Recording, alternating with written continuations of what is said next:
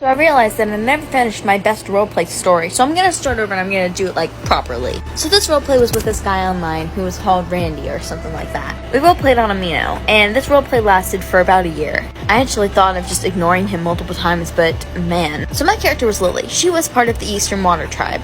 His character was part of the Fire Nation. In my roleplay, my character was basically in the Fire Nation trying to, like, hide. She was hiding with a few people from the Earth Kingdom. Until his character started going around and started, like, hitting barrels saying, "I know you're in here, I know you're here." So he kept hitting a bunch of stuff, and I was hiding, because at this point my character couldn't waterbend. So she was hiding, and eventually she got caught. He took her and ended up putting her in this, like, small cart, as he described it. I kind of imagined it as, like, a rundown carriage. But anyways, she sat across from him with her arms tied, and they started riding to this prison. I'll post a video with part 2 in the comments. Okay, so after we got out, he was kind of dragging me away. We made our way into this, like, prison. He didn't really describe it much. And keep in mind that at this point, I didn't even use quotation marks, so I wasn't really all that detailed myself. But anyways, he was bringing me into this prison, and I basically had my character being brought in and being, like, strip searched. Don't worry, it was totally fine. And he watched from a side window. So after that happened, he took me back by the arm and started leading me into one of the other prison rooms. He led me into this room that had, like, a bunch of pillows, and it was, like, really nice. I remember my character asking him, like, "Why is this place so nice? I thought I was going to prison." He's like, "You are going to prison, but you're staying here." I was making my character act really confused at that comment, because, well, you gotta play your characters if they don't know what's happening. And that went on for a little bit, and they kind of, like, talked a little bit. My character told him a little bit about how she liked to read and stuff. Part 3, I will continue with this. Okay, so skipping ahead a little bit here, our characters were talking and they got to know each other a little bit. The character found out a little bit about his character, but at this point we didn't really know what we were doing. We'd only roleplayed for about a day, maybe even, like, less than a couple of hours. It eventually got to the point where his character wanted to break mine out of jail. So it ended up being this really weird scene. Basically, he was kind of running through the halls, rushing for me to follow him. He was fighting off guards as he was describing it, and he told me to just run ahead, run ahead, run ahead. We got out, and I described that we made our way into a forest a little bit further away. So they sat down, and my character started a campfire. He also basically started it with his firebending. Our characters did not trust each other at this point. But there was still, like, a little bit of friendship, because you gotta have your characters trust someone if you're gonna have a successful roleplay. So basically, Lily stuck a bunch of pans in her pocket. Because apparently there was a kitchen in her cell, I don't really know. But they sat, and my character started cooking. And that's kind of how they started to really bond. I'll post part 3 in a minute. So this is about at, like, the 2-day point. We slept overnight, we started again the next morning. At this point, we were trying to build up, like, some trust or some actual stories, so my character started off with them playing a game of Truth or Dare. Now, this was the main way that our characters got to know each other. There was also going to be a romantic level to this roleplay, so that was going to happen anyways. Now, if I'm being honest, since this did happen a year ago, I don't remember a lot of the Truth or Dares. However, I do remember one thing. I remember him daring my character to go and kiss a tree. A couple of dares later, he asked, "You can kiss a tree or you can kiss me on the cheek." My character, like, blushed and did it. But that was still before we really knew what we were doing. So after that, they decided that they were going to travel to her home.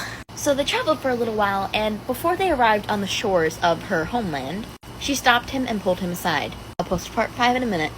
They eventually made their way to her home. And my character pulled her aside. Turns out my character ran away from home. And you want to know why she ran away from home? Because her little sister died in the Fire Nation raid. My character didn't actually tell him this, but he figured it out by them passing by a grave of hers. Now this part gets kind of blurred because I'm not 100% sure if that's what happened, but I'm pretty sure that's, like, part of it. But anyways, they started traveling again. And then they started making their way over to pretty much all over the place. Like, they went to a small village where they got, like, new pieces of clothing. They had, like, a part-time job. He worked as a weapon trainer, and I worked as a school teacher. I don't know, something about the kids just kind of made me excited. I think I had a lot of fun doing that. And they would talk, like, every once in a while, but they didn't really interact a whole lot at this part, so we moved on. Eventually, they decided to make their way and started traveling to Kyoshi Island. Part 6 will be up in a minute. So, they made their way to Kyoshi Island and landed on the docks. As soon as they walked in, they were ambushed. I played it so that a bunch of people, like, jump scared them from behind and knocked his character over. He fell to the ground where I was perfectly fine. You wanna know who ambushed us? It was the Kyoshi Warriors. Plot twist. He actually seemed really excited about that, but that's besides the point. Anyways, we were ambushed and he was kind of tied to a pole, kind of like how Aang and Katara and Sokka were in the show. And I kept telling him, hey, we're not here to hurt you. That was because he was still wearing his Fire Nation clothing. They were angry with him, obviously, and they saw me still in my Water Tribe attire, so I was fine. We argued with them for a good few minutes as they yelled at him and asked, are you taking this girl prisoner? And I was like, no. Well, I guess that is kind of true, but no. That's not what's happening here. I was laughing when I was writing this part. Part 7 will be posted in a minute. If I'm not mistaken, it turns out that he was attacked because there was wanted posters of him up. Specifically from the Fire Nation. They thought he was like a criminal or something. But they did eventually let us go, begrudgingly. But one of them was going to keep an eye on him. I don't think that character actually ever came into the story, but whatever. We made our way and we rented a hotel, basically. I remember imagining it like a 3-sided room with one that has a giant window that overlooks the tiny town. A lot of interesting stuff happened when we were on Kyoshi Island. Both of us got jobs. I got a job as a temporary seamstress, and he got a job as a weapons trainer again. He couldn't come up with any other good jobs, I guess. That's totally fine though. But basically, skipping ahead a little bit, my character would start to sneak out of the room at night when he would be asleep. And a couple while later, after this would keep happening, because we were skipping from daytime to nighttime. Oh, I guess you'll have to find out in part 8. So one night, after my character was out late, I had her come in and say these specific words. She would sneak back into the room late that night and would stick a uniform in her bag. Uniform? I'm sure you guys can see where I'm going with this. So it went on like this for a little while, and it turns out in my head, Lily had joined the Kyoshi Warriors during the nighttime when she would train with Suki and the other warriors. But the thing is, I never directly said it. So he knew nothing. Well, I mean, I'm pretty sure he knew what was happening, but that's besides the point. So this went on for a couple other times until, basically, I was told to go on a mission with them. I had to come up with an excuse to leave during the day. So I told him that I was going to get some materials from a nearby town. He made his character act like he wanted to come with me, but as a Kyoshi warrior, I couldn't let that happen. So I traveled with the girls and did a mission, and then I came back later that day. And that was interesting until eventually we decided to leave. Part 9 will be posted soon. Now I'm sure you're wondering, why did Lily leave? Why did Lily and him leave? Well, the reason they left is because it also has to do with the Kyoshi warriors. There had been a ploy where they've heard of a possible attack at the Northern Tribe. This was also around the time that my character was starting to get used to her bending. She was able to move things around. It was a lot better. Oh, I also forgot to include the fighting scene back when they were in the forest. But anyways, they had to go to the Northern Tribe, and Lily had to go on a mission with the other Kyoshi warriors, but obviously that was way too far to travel. Because in my mind, you can't tell your family you're a Kyoshi warrior. So the two of them made their way over to the Northern Tribe. Now this is where stuff really gets interesting. I skipped over a lot of minor details because they really don't matter. But I started traveling over to the Northern Tribe, and not really much happened on their way there. This was probably like the 2-month point. When they arrived, however, my character pulled him aside, saying, you know, you cannot firebend when you're here. He actually seemed kind of mad with that response. Part 10 will be up in a minute. So, he agreed not to firebend in order to not get us caught. I just entered as if I was just another Water Tribe member and was pretty easily able to blend in with my clothing. We found him a new pair of clothes that I had actually personally sewn a couple days before. I remember one of my favorite lines was, you know, being a seamstress has its benefits, you know. We entered in, and it turned out that my parents had also really known a lot of the people in the Northern Tribe. So we got to stay in the palace for the most part. Now see, that was interesting because they actually got to hang out there for a little bit. So eventually, skipping ahead, they were attacked. Fire Nation soldiers were attacking in, and this is where my character started to go in undercover. She kind of tapped him on the shoulder after fighting with her bending for a little bit, saying, I'm gonna go and grab something. She ran to the side, put on her makeup, and joined as the rest of the Kyoshi warriors came out from hiding. She was wearing her makeup and everything, even her uniform. His character was looking around for me, like, where the heck is Lily? Part 11 will be posted in a moment. So she had her makeup on and everything, and they started helping everybody else attack. He had his character glance up at me a few times. I kind of imagined that she was on, like, one of those higher bars that, like, you have in, like, those giant stairs. Like the little part that cuts it in half. Well, she was on there, and she was starting to get kind of sweaty, which meant that some of her makeup was rubbing off, revealing who she was. He had his character look up at her, and he didn't say anything. For a point, I thought he totally forgot about it. Because, like, that was my dramatic reveal. How can you not give me my dramatic reveal? Partway through, when mine was covering him, one of his friends said that you're betraying the Fire Nation. How could you fight for these people? After that, everyone was really hurt, and this is when my character discovered her healing ability. His character had come out really, really injured, and they brought him into the med bay where a couple of waterbenders were helping. I was leaning over him, still in uniform and still in my makeup, crying. I was placing my hands over him and I started to heal. I'll post part 12 in a moment. So she started to heal. She healed his wounds very slowly because, of course, obviously she was still a beginner. And that was really, really cool. He sat up and we ended up pulling him out into the hallway and we talked. I told him this, and I'm pretty sure this is word for word. Do you know why a Kyoshi warrior wears their makeup? No. Why? Because we can't risk people knowing who they are. Because people can find us and hurt our families if they know who we are. We have a lot of enemies. I've been working with them since the second day we got here. What? I'm sorry I didn't tell you. I just couldn't. But you could have told me, Lily. No, I couldn't have. I asked, and no one would let me. Nobody trusted you. Lily then saw a couple of the other Kyoshi warriors waving over to her, so after leaving him, she would go and join them again. That night, they would stay in one of the palace rooms again, and it would be completely silent between them. And I don't really remember a whole lot of what happened after this, but I'll post a part 13, I think we're on? Man, this story is long. What happened right after this moment is kind of foggy, but I believe they started to travel to Ba Sing Se. Now, this was around the time when, the whole Ba Sing Se story arc was happening. They were also starting to get into more of a relationship now. Getting really, really, really close. A lot of the roleplay took place in Ba Sing Se. So they traveled in and made their way on a train. He had covered his identity again just to make sure that we were all still safe and stuff. So they then arrived in Ba Sing Se, and skipping ahead a little bit, they were on the wall with the other Kyoshi warriors when the attack was happening. They didn't actually see Aang or the rest of the group, but they still existed in the same universe. So, at this point, me and the other Kyoshi warriors were getting on top of the drill to help fight Mai and Ty Lee. This is the first time that my character would have met Ty Lee. And for those of you that know, Ty Lee is my favorite character, so I did some stuff with her in the future. But they ended up fighting, and obviously my group won, and it was basically my job to bring her into prison. I'll be back with part 14. So then there was this weird prison thing where my character was escorting her into the prison there. I mean, obviously I had her break out, but that's the point. They talked a little bit, and the great thing about Randy is that he played a lot of the other characters so that mine could interact with not just him, which is something that I attempted to do in the future, but I wasn't really good at doing it for him. But anyways, they talked a little bit, and they were kind of okay-ish, and she threw her in jail. And every day, she would come in and would talk to her, just trying to, reform her almost. But it never really worked. She broke out a couple storylines later.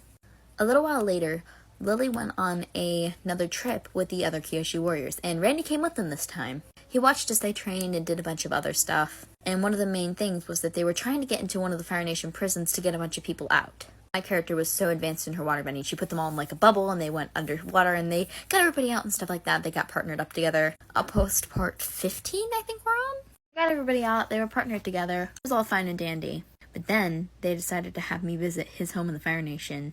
They traveled out there, and I was so scared about this part. He had her wearing this long white dress that he'd found, and I went into his store and bought her a nice formal red dress. You know what, actually, I'm gonna see if I can find the photo I used for reference in this. Hold on. If I'm not mistaken, it looked something like this.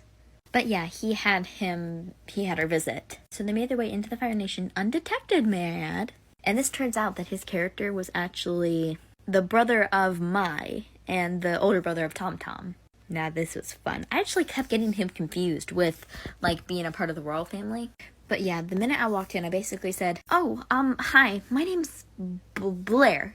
So she said that her name was Blair, and at this moment, Ty Lee walked into the room. She didn't recognize me. She actually ended up pulling me away, and we started, talking and laughing and having fun together. I'll post part 16. A while later, I could tell that he was saying it so that Mai was spying on me. She didn't trust me at all. And, after a little while, she actually pulled me and Randy aside, saying, "Okay, I think I know what's happening here. Water Tribe girl." As he said that, I legitimately went, "How did you know?" Well, duh, you were being obvious. "Bro, what is going on here?" "Well, she's my girlfriend." "Ooh!"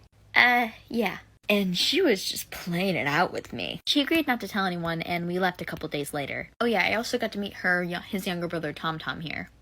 And a little while later, because I'm going to be skipping way far ahead here, was the final battle of the Fire Nation. Now, my character walked to the rendezvous point with him. At this point, he hadn't even hidden who he was anymore. I was sitting and walking and looking around when I saw Katara in the distance. And I said to him, oh, I guess you're gonna have to wait.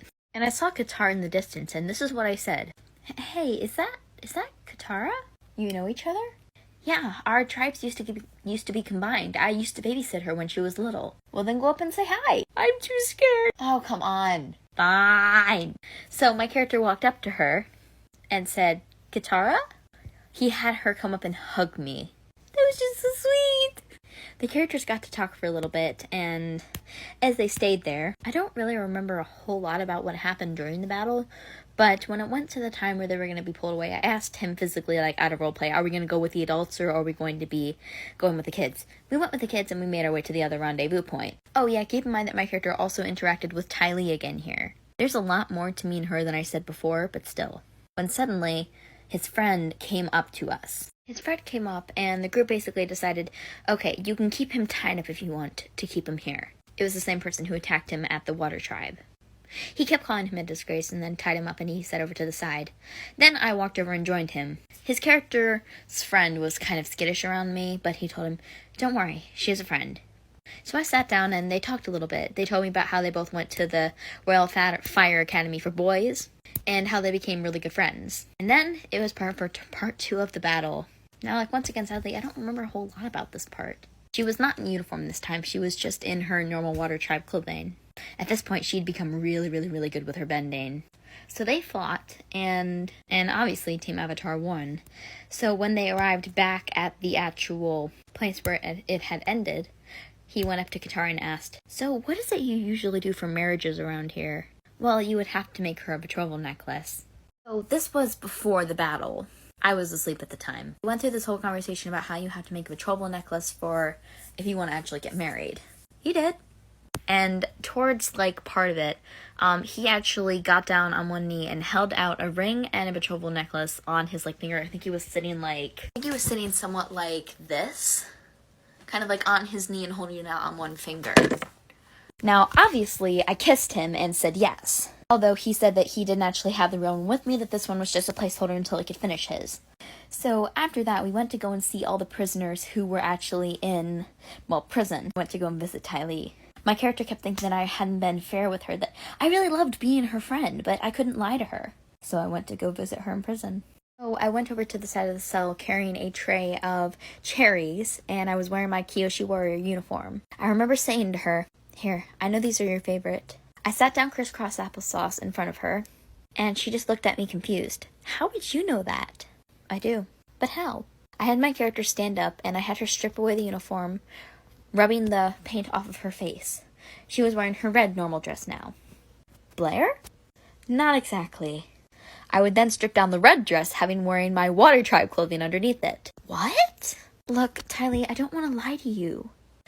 My name is Lily, and I'm from the Eastern Water Tribe. I became a Kyoshi warrior because of a dream I had, and the reason that I pretended to be Blair was because your people wouldn't have accepted me if I was Water Tribe. She just sat there shocked. I unlocked her cell and the two of us hugged. That was probably one of my favorite moments ever from one of these role plays. Getting into the home stretch. The court basically allowed her to come out on patrol as long as I would keep an eye on her. And we walked out with May and Ty Lee that next day. Then we decided to travel back to my home where he kind of talked to my parents, and a lot of stuff didn't really happen there. And then it was time for the wedding. I had my character pick out a beautiful wedding dress. And it went on kind of like a normal wedding. I'll find a picture of the wedding dress, hold on. Basically this. And they went through the wedding ceremony, but you want to know something funny? But I'm afraid you're going to have to wait until the next episode so I have enough time to put the whole thing. Here's the whole video.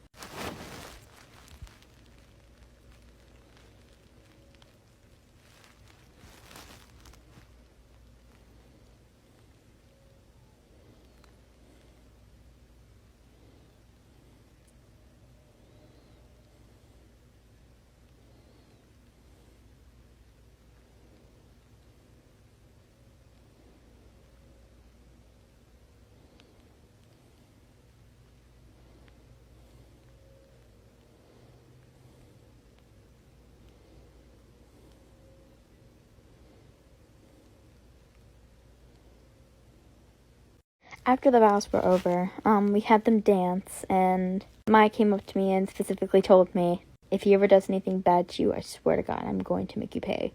She said, like, literally looking at him. At this time, I also retired back to his home, and I told Tom about myself. About how I was a waterbender and stood on the water and showed him how I was able to bend. He didn't really seem to care that much. And yeah, that's basically about where our roleplay ended. That was pretty much over a year's worth. There were so many more stories I couldn't include, like me almost breaking up with him, like finding my younger sister. Turned out to just be a dream. Like the ballroom scene we did, but I'm not going to record any more videos tonight. At least now I have this on tape.